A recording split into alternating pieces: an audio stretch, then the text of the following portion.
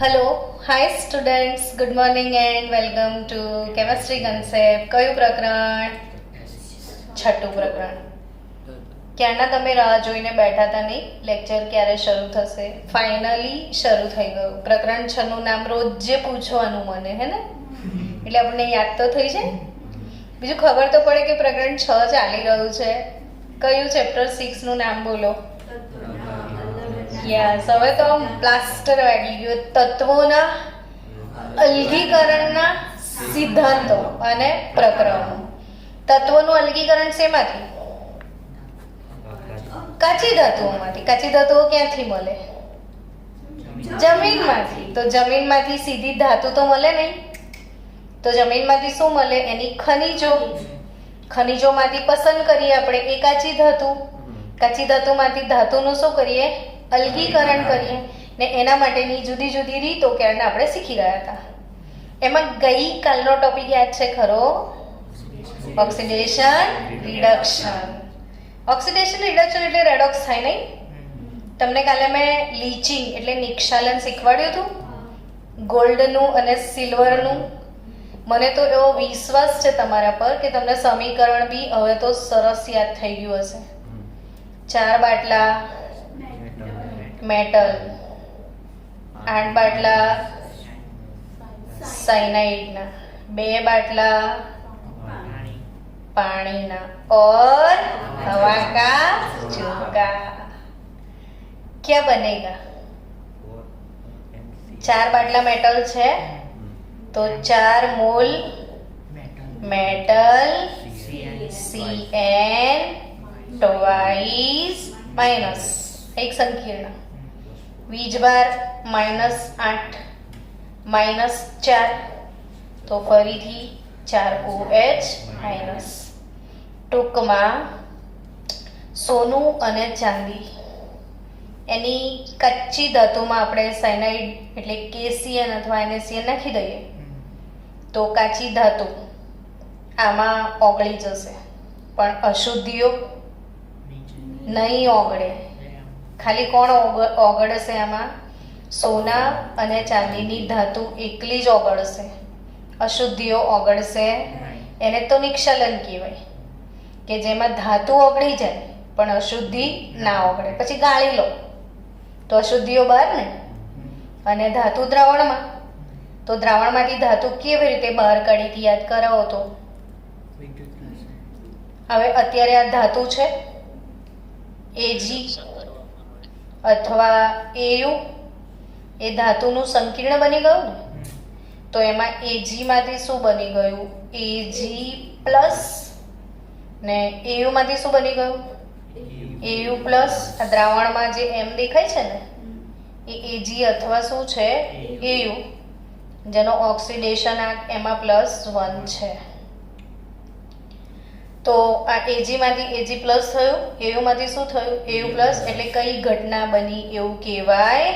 Oxidation. મનથી સમજાઈ રહ્યું છે ને કે આ ધાતુનું શું થયું?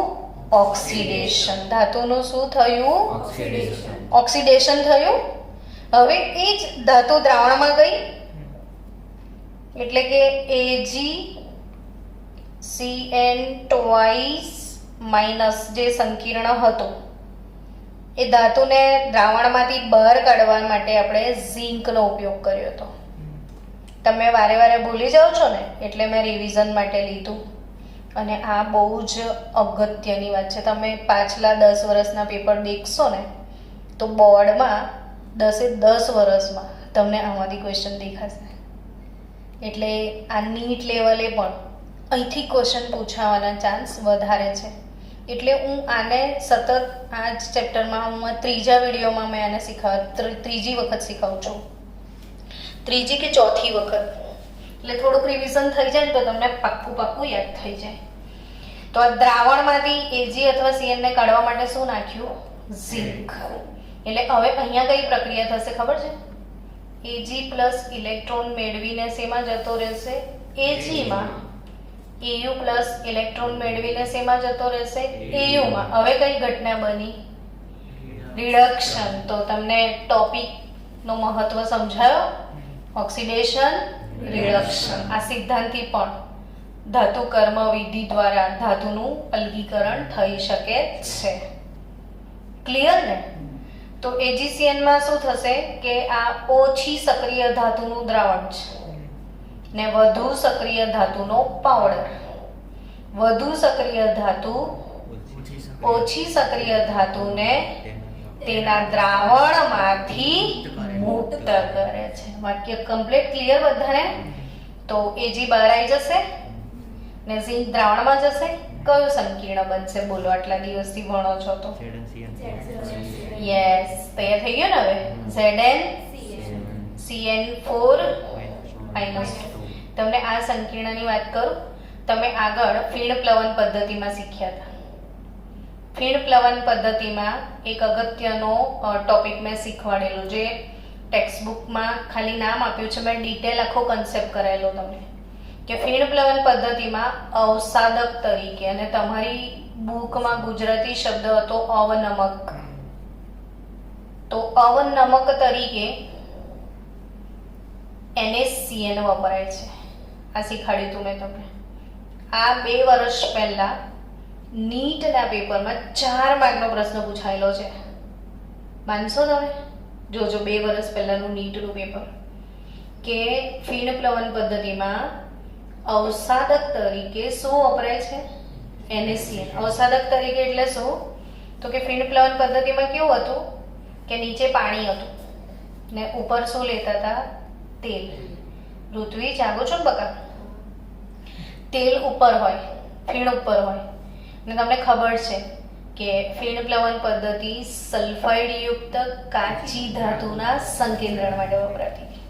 તો તમારી જોડે માની લો કે કોપરની સલ્ફાઇડ ધાતુ હતી અને ઝિંકની બી સલ્ફાઇડ ધાતુ આને અંદર હતી અશુદ્ધિમાં, તો બંને ધાતુ ઉપર આવી ગઈ ને.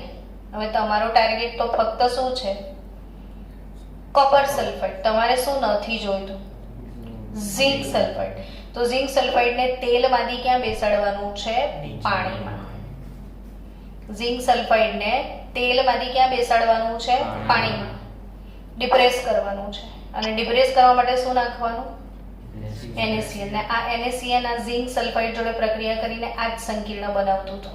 યાદ કરો, મેં તમને આ સંકીર્ણ શીખવાડેલું. નટુ ZnCN4-2. આ સંકીર્ણ એટલે હવે -2 લખવાની જરૂર નહીં, નટુ લખ્યું છે. તો આ કોમ્પ્લેક્સ બન્યું હતું ત્યાં. આ જ સંકીર્ણ ફરી આવ્યું. જો બહુ બધી જગ્યાએ એકની એક વસ્તુ આવે છે, પણ આપણે ધ્યાન નથી આપતા એટલે આપણને આવડતું નથી. એટલે આવતીકાલે ધ્યાન રાખજો, બોર્ડ અહીંયા જ લખું છું. આવતીકાલે આ પ્રકરણમાં સંકેન્દ્રીકરણની રીતોનો ટેસ્ટ રાખ્યો છે. યાદ રહ્યો બધાને? શેનો ટેસ્ટ આપવાનો છે તમારે? સંકેન્દ્રીકરણની રીતો. અને આઈને પહેલી 10 મિનિટમાં આપણે દરરોજ હવે ટેસ્ટ આપવાની આદત પાડી દઈએ. એટલે આપણે થિયરી પોર્શનના ચેપ્ટર ચાલે છે, ને જો તમે રોજ ટેસ્ટ નહીં લખો તો નહીં આવડે. તો પહેલું જ 11:30 આપણે મીટિંગ ચાલુ કરી લઈશું. તો 11:30 થી 11:30 15 મિનિટ રોજ જે ભણાયું એ લખી નાખવાનું. તો આવતીકાલે શું લખી નાખશો? આઈને તરત બધા. અને હું બધાને ક્વેશ્ચન પૂછીશ, પર્ટિક્યુલર નામથી જ પ્રશ્ન પૂછીશ કે ચલ બોલ, આનો આન્સર આપ, આનો આન્સર આપ, એટલે પછી કોઈ પ્રશ્ન ઉપસ્થિત ના થાય. તો આવતીકાલનો ટોપિક સંકેન્દ્રીકરણની રીતો. અમે શેનું રિવિઝન કરાયું તમને? ફીણ પ્લવન પદ્ધતિનું. એમાં અવસાદક અવનમક તરીકે શું વપરાય?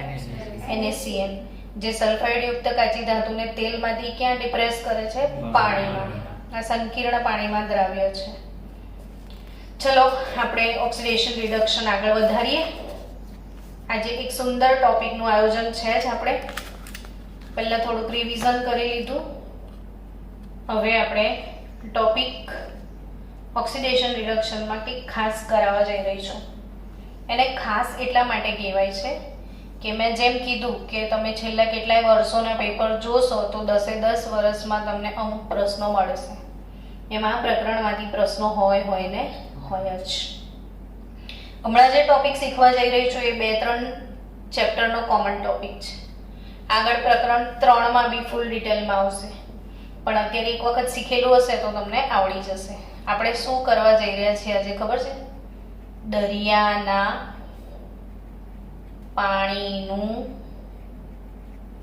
વિદ્યુત વિભાજન. શું શીખવા જઈ રહ્યા છો બધા જ? દરિયાના પાણીનું વિદ્યુત વિભાજન. ને આ વસ્તુ ના શીખીએ ને તો મજા ના આવે, એટલે ધીરે ધીરે પ્યારથી આરામથી. હવે કોઈ શબ્દ બોલે ને કે વિદ્યુત વિભાજન એટલે તમારા મનમાં ઇમોશન જાગે કે વિભાજન તો કરવાનું જ, કોના વડે? વિદ્યુત વડે, હે ને? એટલે વિદ્યુત આપવી પડશે ને કશુંક થશે. તો આ મનમાં જે ઇમોશન જાગ્યો કે હવે એની આકૃતિ કેવી હશે, તો તમને એવી તરત ઇમેજિન આવે કે એક ડબલું હશે. That ડબલા is known as વિદ્યુત વિભાજન કોષ. ડબલાને શું કહીશું? વિદ્યુત વિભાજન કોષ. ડન. હવે કોઈ બી કોષ હોય ને એટલે લોકો એમાં શું ભરે? દ્રાવણ. આપણે કોનું લેવાનું છે? દરિયાનું પાણી. મને હતું જ કે જવાબ તો આવશે. દરિયાનું પાણી એટલે શું હોય અંદર? કોઈ કહેશે? Sodium chloride. એટલે સોડિયમ ક્લોરાઇડનું જલીય દ્રાવણ, આવો મતલબ થયો ને. એને Cl નું સાંદ્ર જલીય દ્રાવણ, આવો મતલબ થયો. બરાબર. હવે વિદ્યુત વિભાજન કરવા માટે લોકોને શું જોઈએ ખબર છે? એક એનોડ અને એક કેથોડ. કેટલું ઈઝી હોય છે બધું, રમતા રમતા ભણાયું છે, પણ આપણે રમતા નહીં. બીજું શું? આનું શું કે? બેટરી. બેટરી જોડ્યા વગર તો કામ થવાનું જ નહીં ને આપણું.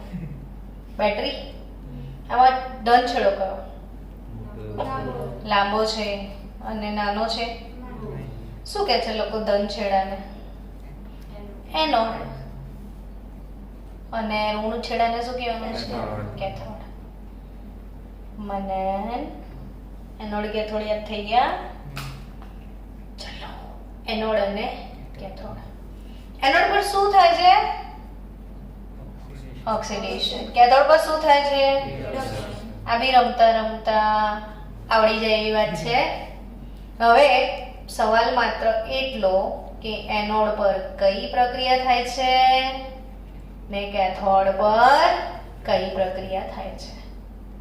તો એનોડ પર તો ઓક્સિડેશન થાય છે ને કેથોડ પર તો તમને બધાને હવે ખબર પડી ગઈ છે કે ઓક્સિડેશન એટલે ઇલેક્ટ્રોન ગુમાવવાની પ્રક્રિયા ને રિડક્શન એટલે હવે આ દરિયાના પાણીમાં છે શું? એનોડ એટલે ધન ને, તો ધન તરફ તો ઋણાયન જ જાય. આ બી રમતા રમતા ખબર પડે કે NaCl માં Na+ હશે ને Cl -. આ કયો ધ્રુવ? ધન તરફ કોણ છે? ऋणायन. तो सारे नेगेटिव Cl जो थे वो किधर चले गए?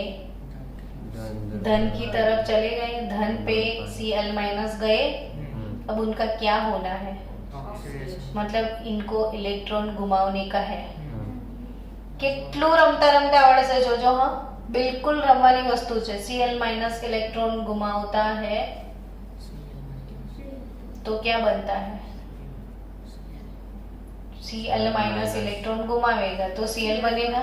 बट Cl तो લખાય નહીં. Cl2 તો વાયુ સ્વરૂપે જ હોય, એટલે આપણે એવું કરી દઈએ 2Cl- give Cl2 gas plus 2 electron. Done. બરાબર છે ને? હવે આના પર શું? તો ક્યાં તો ઋણ ધ્રુવ છે, કોણ છે ને પાણી બી છે ને પાણીમાં બી ધન આયન હોય, H+ હોય ને સોડિયમ. હવે અહીંયા કોમ્પિટિશનમાં બે લોકો છે, પાણી બી છે, સોડિયમ બી છે. તો હવે કોનું થશે? જે થશે સવાલ आपका है. H+ નું થશે કે Na+? તો આપણે H+ છે ને, એટલે હાઇડ્રોજન ઓબ્લિક H+ નો રિડક્શન પોટેન્શિયલ 0.0 વોલ્ટ છે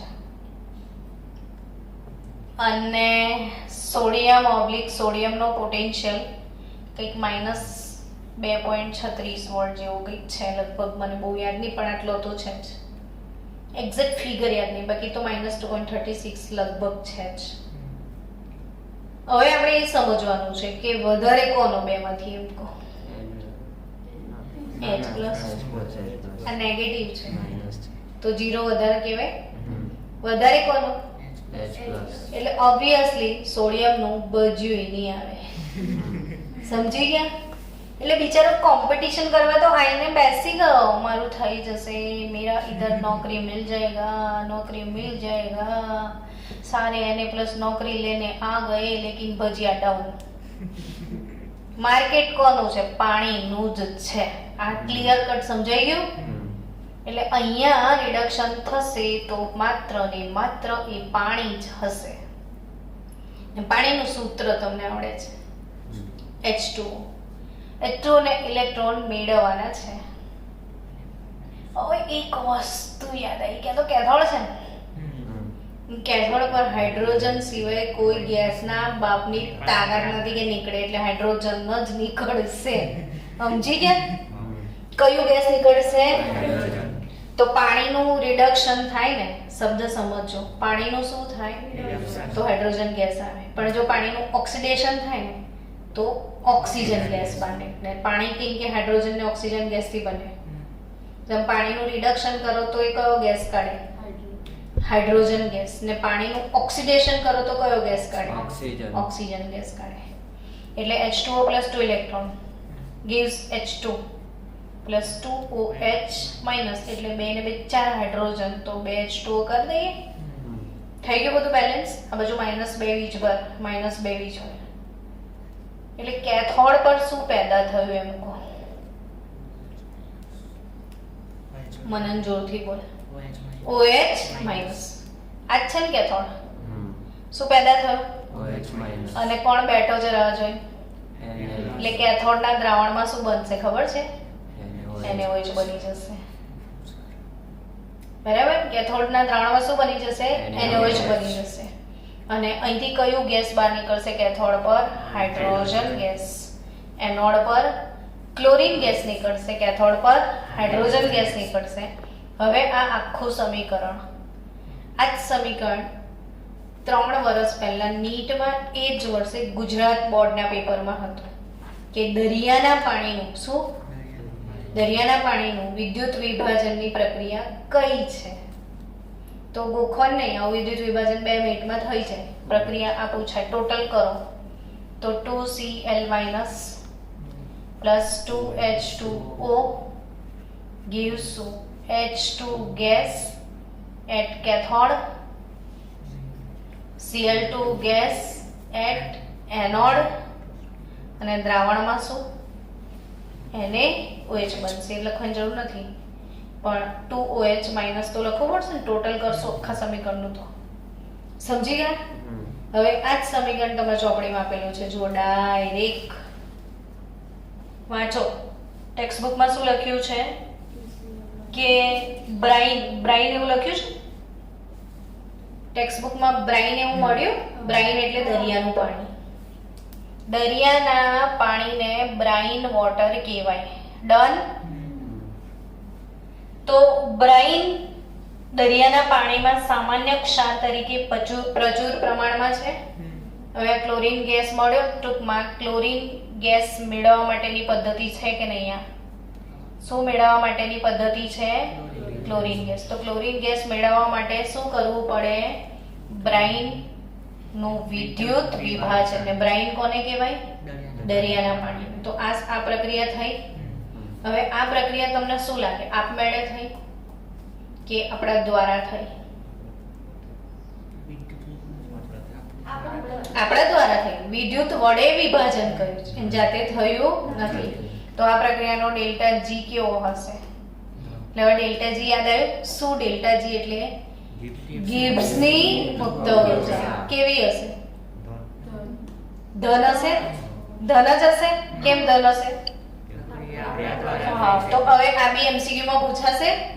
તો આ પ્રક્રિયા માટેની જે ગિબ્સની મુક્ત ઉર્જા છે એનું મૂલ્ય પણ 2-3 વર્ષ પહેલાના પેપરમાં મળશે તમને. આનો delta G plus 422 kilo joule per mall છે. અડધું તો અહીં બેસીને જ તૈયાર થઈ જશે, ખાલી તમારે થોડું ઘેર જઈને વાંચો, લખો, પ્રેક્ટિસ કરો. ચલો, દરિયાના પાણીનું વિદ્યુત વિભાજન આવડી ગયું. ડેલ્ટા G ની કિંમત કેટલી લઈ આવ્યા આપણે? Plus 422 kilo joule per mole. હવે ડેલ્ટા G શોધવાનું સમીકરણ તમે શીખ્યા હતા, બોલો તો. Delta G naught minus NF E naught cell. ક્લાસમાં બધા છોકરાઓને યાદ છે ને સમીકરણ? ડેલ્ટા G બરાબર minus NF E naught cell. હવે ડેલ્ટા G કેટલો છે અહીંયા? 422 કિલોજૂલમાં. n શું? તો પ્રક્રિયામાં ફેરફાર પામતા ઇલેક્ટ્રોનની સંખ્યા આ રહ્યા. 2 ઇલેક્ટ્રોન ગુમાવ્યા હતા ને 2 મેળવ્યા હતા, એટલે n કેટલો લખવો પડશે? 2. F શું છે?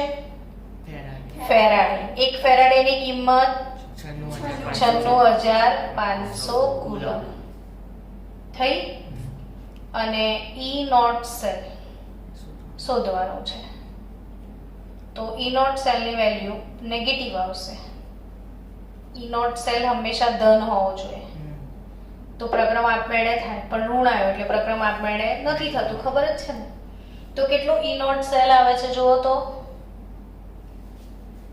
NF E naught cell 422 kilo joule છે, અને જૂલમાં ફેરવી દેજો પાછા, કેમ કે આ વોલ્ટ ઇન્ટુ કુલમ્બ છે, જે જૂલ આપશે, ને ગુણ્યા 1000 કરી દો એટલે તમારો આન્સર આવી જશે -2.2 વોલ્ટ. સમજી ગયા? તો E નોટ સેલની કિંમત કેટલી આવી? ટૂંકમાં આપણે જે વિદ્યુત વિભાજન કરી રહ્યા હતા એમાં E નોટ સેલ આટલો છે. તો આ વિદ્યુત વિભાજન માટે કેટલો કરંટ આપણે આપવો પડશે એવું કહે છે. તો સ્વાભાવિક રીતે 2.2 વોલ્ટ કરતા વધુ EMF ઇલેક્ટ્રોમોટિવ ફોર્સ આપણે વિદ્યુત વિભાજન કરવાના છે, તો વિદ્યુત આપણે આપવાની છે. તો કેટલા વોલ્ટ આપવી પડશે? 2.2 વોલ્ટ કરતા પણ વધારે વિદ્યુત આપણે આપવો પડે. આ સમજાયું છે આમાં, આ ટોપિકમાં. એટલે હવે તમે વાંચશો તો આખી ટોપિક ખબર પડી ગઈ. ટૂંકમાં વિદ્યુત વિભાજનની પ્રક્રિયાઓમાં આપણે વધુને વધુ EMF આપવો પડે, કારણ કે પ્રક્રિયા આપમેળે થતું નથી. અને બીજું શું સમજાયું છે એમાં કે કોના વિદ્યુત વિભાજનથી શું મળે છે, તો આપણે સમજી ગયા ને. હવે તમે જવાબ આપી શકશો ને કે દરિયાના પાણીનું વિદ્યુત વિભાજન થાય તો એનોડ પર, ક્લોરીન ગેસ કેથોડ પર, ને દ્રાવણમાં NaOH. પણ આ પાણી છે ને એટલે પાણીનું થયું, પણ પાણી ના હોત તો પીગાળેલો NaOH હોય ને, પીગાળેલા NaCl, સોરી, પીગાળેલા NaCl એટલે મીઠું હોય ને, આપણે એને ગરમ કરીને પીગાળી નાખવાનું, પાણી નહીં નાખવાનું. તો હવે પાણી ના નાખો તો અહીંયા કોમ્પિટિશનમાં H+ નહીં હોય પાણી, ફક્ત શું હશે? Na+. તો પછી Na+ નું જ થશે. તો એ વખતે કેથોડ પર સોડિયમ ધાતુ નીકળશે અને એનોડ પર ક્લોરીન ગેસ નીકળશે. ક્યારે? પીગાળેલો હશે ત્યારે. પણ આવી રીતે પાણીમાં ઓગાળેલો હશે દરિયાનું પાણી, તો પછી નીપજ આ ટાઈપની હશે. કન્સેપ્ટ ક્લિયર છે ને બધાનો? તો આ ટોપિક પતી ગયો તમારે. આજે કયો ટોપિક પૂરો કર્યો આપણે? Oxidation reduction. હવે નો ટોપિક શરૂ થાય છે, ટોપિક 6.7. આજે નવો ટોપિક 6.7 આપણે શરૂ કરી દઈએ છીએ, અને એ ટોપિક છે જે અપરિષ્કૃત ધાતુ એનું શું? શુદ્ધિકરણ. શુદ્ધિકરણ એટલે તમે દેખો, કોઈ પણ કચ્ચી ધાતુ એમાંથી શું લઈ આયા? ધાતુ. કચ્છી ધાતુમાંથી ધાતુ લાવવાની આખી પ્રોસેસને આપણે શું કહીએ છીએ? ધાતુ કર્મ વિધિ. પણ આ જે ધાતુ આવે ને એમાં અશુદ્ધિ હોય ને હોય જ. કંઈક ને કંઈક અશુદ્ધિ તો હશે જ. જ્યારે આપણે સામાન્ય વ્યવહારમાં અશુદ્ધિવાળી ધાતુ વાપરીએ તો ઘણા બધા ગેરફાયદા થાય. એટલે આપણે આ ધાતુને હજી પણ શું કરવી પડે? ચોખ્ખી કરવી પડે, શુદ્ધ કરવી પડે. એટલે જ પહેલા દિવસે મેં તમને શીખવ્યું હતું કે ધાતુ કર્મ વિધિ કેટલા તબક્કામાં થાય છે? 3. આ બી બધા જ લેક્ચરમાં પૂછીએ છીએ ને. બોલો 3 તબક્કા કયા? અયસ્કનું સંકેન્દ્રીકરણ, જેનો કાલે ટેસ્ટ છે. બીજો તબક્કો કયો? સંકેન્દ્રિત ધાતુમાંથી અપરિષ્કૃત ધાતુનું નિષ્કર્ષણ. અને ત્રીજો ધાતુનું શુદ્ધિકરણ. આપણે બે તબક્કા પતી ગયા ને કમ્પ્લીટ. અને આજે બીજા તબક્કામાં શું હતું આપણે કે ઓક્સાઇડમાં રૂપાંતરણ અને ઓક્સાઇડનું રિડક્શન. આ બી પતી ગયું. અને પછીનો ટોપિક એવું ભણ્યા હતા કે ધાતુ કર્મ વિધિમાં વિદ્યુત રાસાયણિક સિદ્ધાંતો, ઓક્સિડેશન, રિડક્શન. ને આજે હવે નવો ટોપિક કયો શરૂ કરવા જઈ રહ્યા છીએ? શુદ્ધિકરણ. તો બચ્ચાઓ, કોઈ પણ પદ્ધતિની તમે ધાતુ મેળવશો એમાં અશુદ્ધિઓ હશે અને હશે જ. તો એ અશુદ્ધિઓને દૂર કરવા માટે શુદ્ધિકરણની કેટલીક રીતો આપી છે. આપણે લિસ્ટ તો બનાવીએ પહેલા, પછી 1 by 1 શીખીએ. પહેલી રીતનું નામ તમે બોલશો ને તો ઉલટાનું તમને બોલતા આવડી જશે. તો પહેલી રીત કઈ? નિસ્યંદન. બીજી કઈ?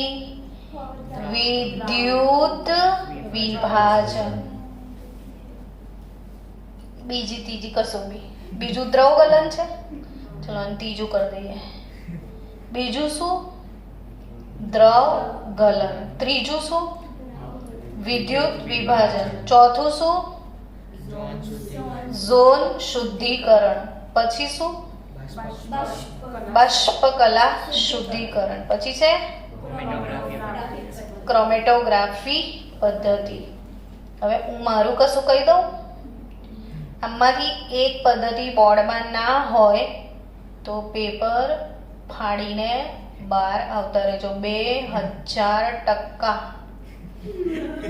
આમાંથી કોઈ એક પ્રશ્ન આવશે. અને 2000% સંકેન્દ્રીકરણમાંથી કોઈ એક પ્રશ્ન આવશે. તમે 4000%ના માણસો થયા. એટલે તમારે કાલે ટેસ્ટ આપવો જોઈએ કે નહીં? હે ને? શેનો? સંકેન્દ્રીકરણની રીતોનો. અને પછી તમે પરમ દિવસનું બી મેનુ ફિક્સ થઈ ગયું ને? શેનો ટેસ્ટ આપશો પરમ દિવસે? શુદ્ધિકરણની રીતો. અને તમે આપશો ટેસ્ટ એવો મને ખરો કે ખોટો પણ વિશ્વાસ ખરો. તમને ખબર કે મેડમ ખરા છે કે ખોટા, વિશ્વાસ ખરો. તમે ઘરે જઈને સરસ નોટ બનાવજો. હો, અમે શું લખ્યું છે? નિસ્યંદન. નિસ્યંદિત પાણી એવો શબ્દ સાંભળ્યો છે? કેવી રીતે નિસ્યંદિત પાણી બને એવું કહો મને. મીટિંગમાં બેસેલા તમામ વિદ્યાર્થીઓ નિસ્યંદિત પાણી વિશે સમજાવો.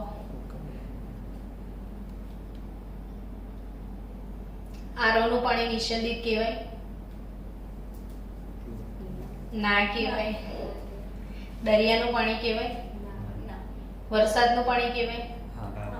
હા. કેમ?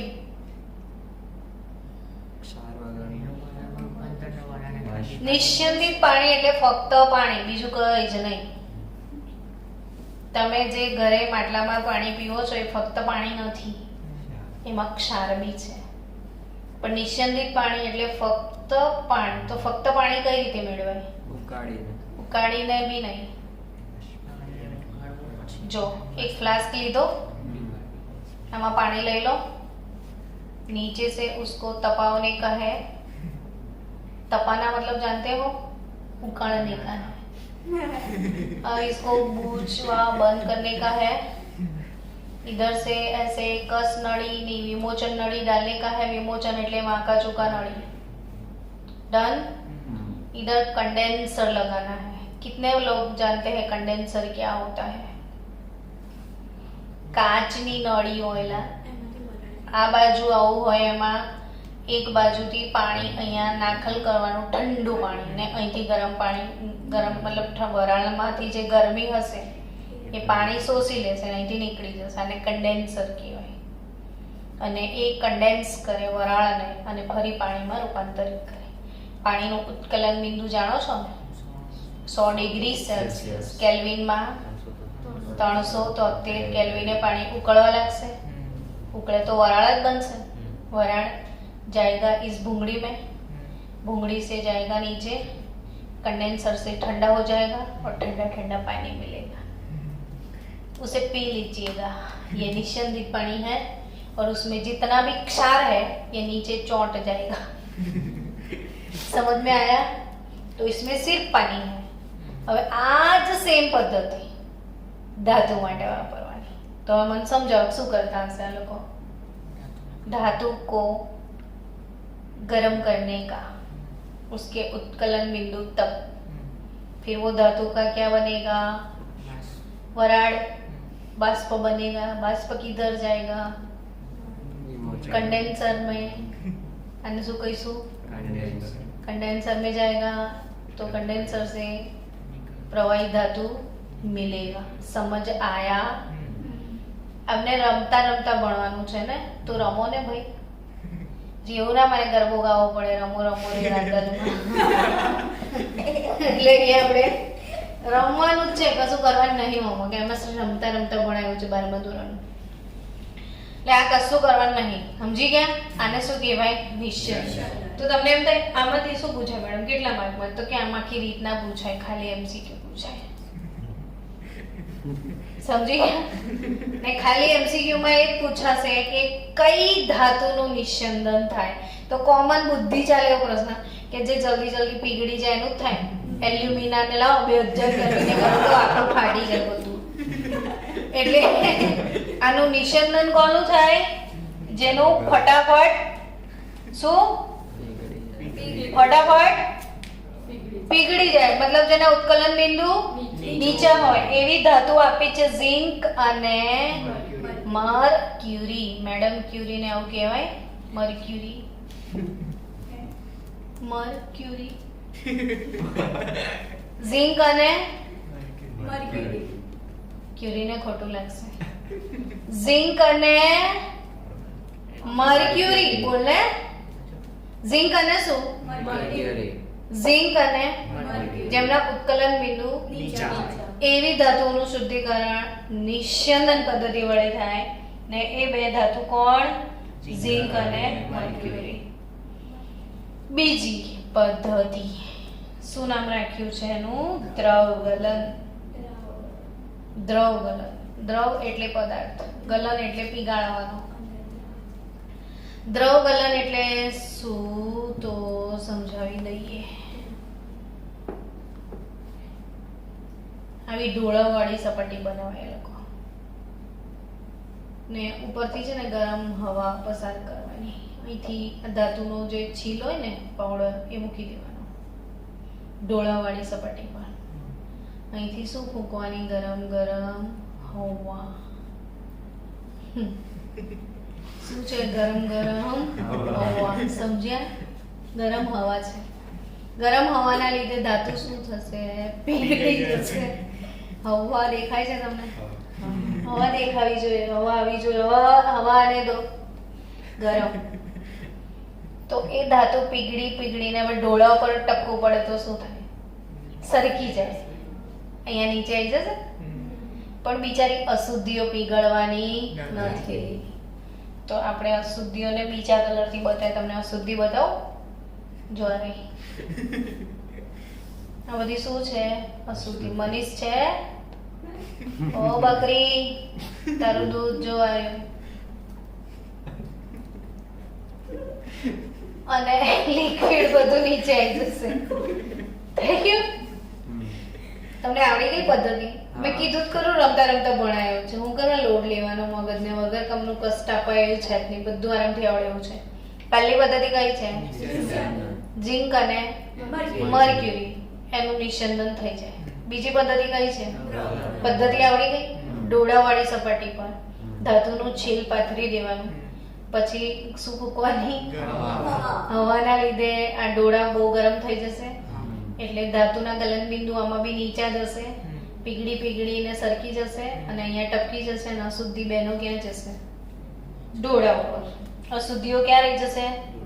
હવે પાછું તમને આટલું બધું પરીક્ષા 2 માર્કમાં શું પૂછે? આમાં કઈ બી નહીં એટલે શું પૂછાશે? MCQ. તો MCQ માટે યાદ રાખીશું કોના માટે આ પદ્ધતિ વપરાય? ટીન. SN એટલે શું? ટીન. તો ટીન માટે આ પદ્ધતિ વપરાય. ઝિંક મર્ક્યુરી નિસ્યંદન અને ટીન એટલે દ્રવગલન. તો કલાઈ, ટીન એટલે કલાઈ શબ્દ સાંભળ્યો છે. હવે ત્રીજી પદ્ધતિ કઈ છે? વિદ્યુત વિભાજન પદ્ધતિ. આ પદ્ધતિ બહુ જ મસ્ત, બધા જ ધ્યાન આપશે. કઈ પદ્ધતિ? એટલે ફરીથી તમારા મનમાં ઇમોશન જાગ્યા કે એક ડબલું લેવું પડશે. ચલો એસેસરી ગોઠવી દો, જલ્દી સામાન ગોઠવી દો.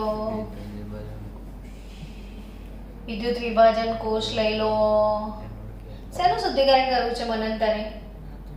ધાતુનું. પણ કઈ ધાતુનું? તો જનરલી કોપર અને ઝિંક માટે આ પદ્ધતિ બહુ જ સરસ રીતે વપરાય. કેવી રીતે? કોપરનું શું કરીશું?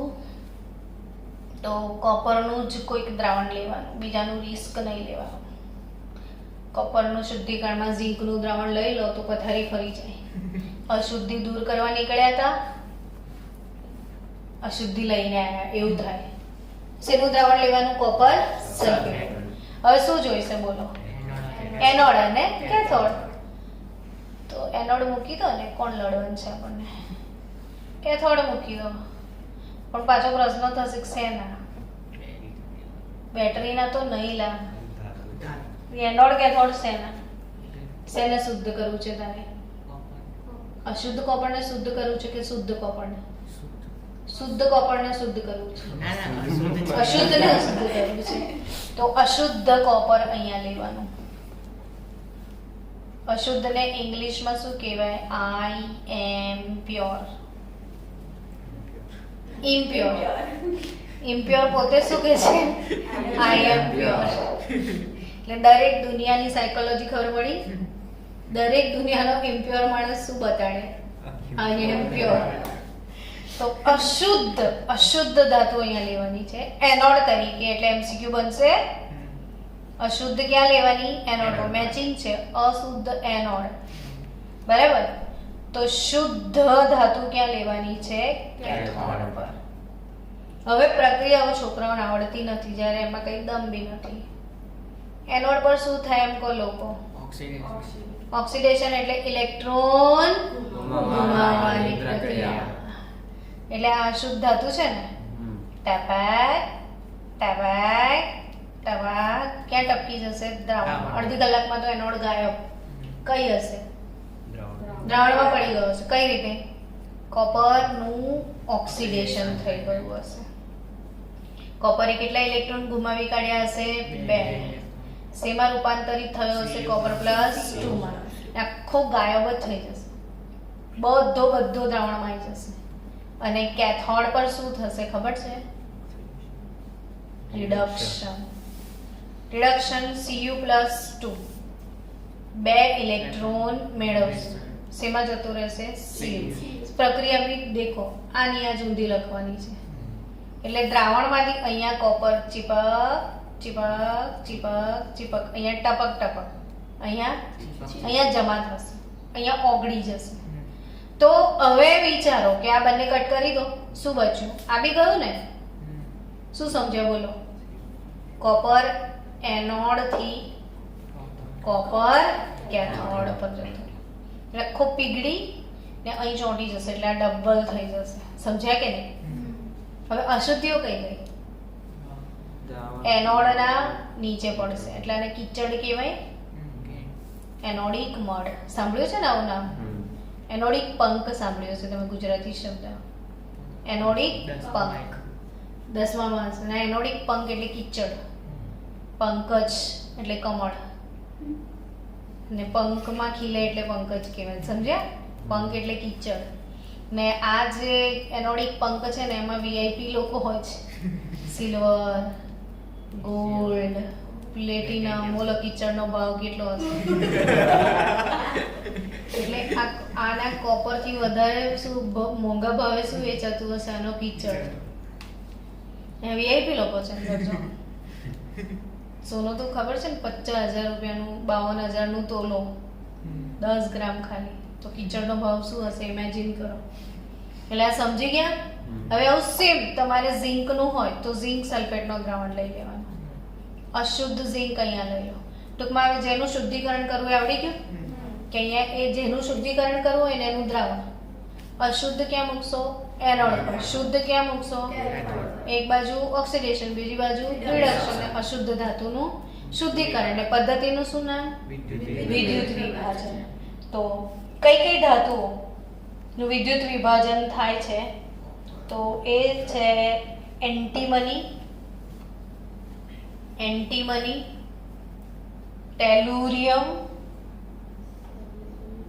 એકચ્યુઅલી આનું તો છે ને કોપર અને ઝિંક તરીકે થાય. ટેક્સ્ટ બુક કંઈક બીજું સમજાવે છે કે જ્યારે કોપરનું નિષ્કર્ષણ થઈને કોપર આવે ને છેલ્લે, તમે જ્યારે આની નિષ્કર્ષણની પદ્ધતિ ભણશો ને ત્યારે તમને ખબર પડશે. છેલ્લે જે કોપર મળે ને એની સપાટી પર બહુ બધા મોટા મોટા ખીલ થયા હોય ને ફુલ્લા, એવી સપાટી હોય, એને ફુલ્લાવાળું તાંબુ કહેવાય.